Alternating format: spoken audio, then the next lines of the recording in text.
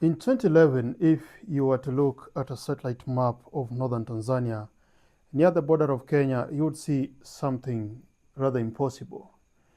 In a place where there are no major cities, no malls, and barely any paved roads, there was a traffic jam that stretched for nearly 26 kilometers.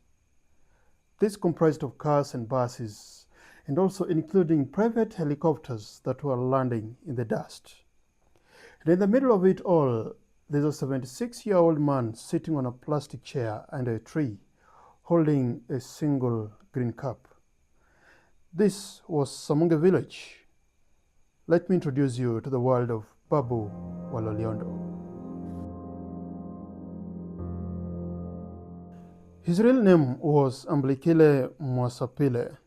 He was a retired Lutheran pastor, a man of God who claimed he had a vision so powerful it would change the fate of millions.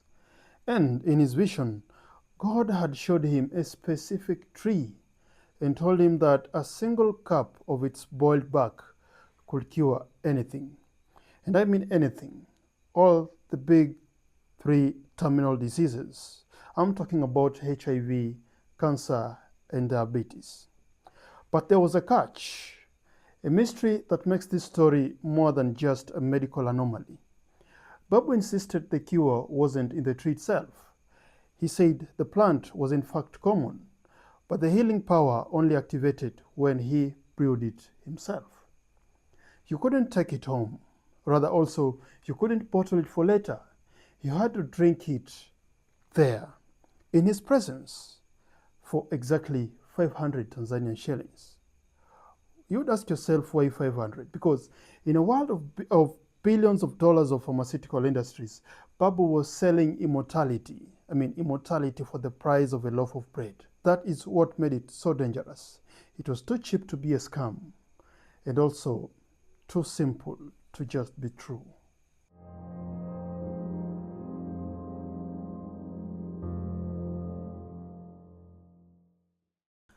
The chaos was unlike anything East Africa had ever seen. By the peak, at least 20,000 people a week were arriving in the village. Picture the scene. There's the wife of a former president of the Democratic Republic of Congo, Joseph Kabila, waiting in line. You have Kenyan cabinet ministers and legislators sitting in their SUVs, windows rolled up against the heat, while just outside, ordinary people were dying in the dirt. Because that is the part of the mystery they did not talk about in the miracle stories. This was nothing but also a road of death. People were so desperate that they were pulling relatives out of intensive care units, disconnecting oxygen tanks, and pulling them into vans for a 3-day journey through the wilderness. By the time they reached the front of the queue, some weren't breathing anymore. It is known that at least 52 people died just waiting for their turn to sip from Babu's cup. Think about that. They died at the site of the cure itself.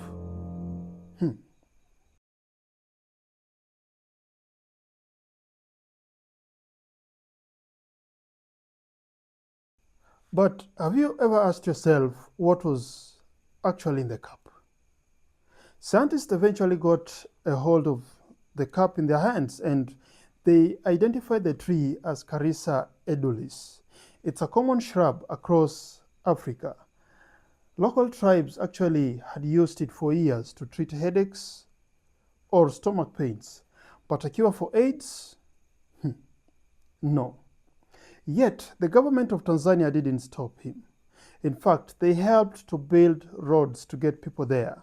The Prime Minister of Tanzania at that moment, Mzee Mizengo Pinda, even said he couldn't take action against Babu Waloliondo.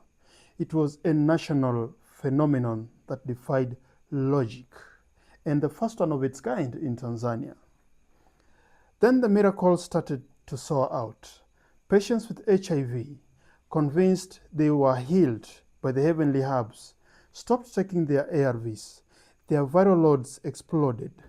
They didn't get a new lease on life as they got a faster ticket to the graves. The queues began to thin. The helicopters stopped coming. The miracle was actually leaking out of the cup.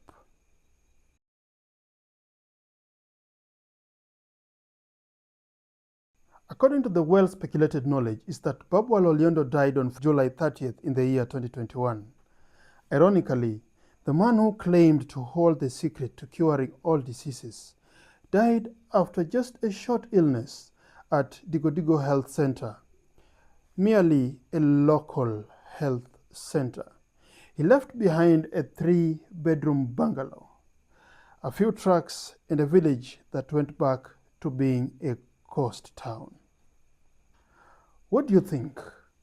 Give us your comment in the comment section. Was Babu Loliondo a visionary who truly believed in his dreams? Or was he a man who found himself at the center of a storm that he couldn't control, watching at least 6 million people projected their last hopes onto a small green cup? The mystery of Babu Loliondo isn't about the bark of a tree. It's about the human heart and how far we will go, what we will pay, and what we will believe when we are told that the end is actually near. Thank you for listening to the JAR podcast. Kindly subscribe, like, and share this video with your friends. And don't forget to come back again next time. As for me, right now, I'm out.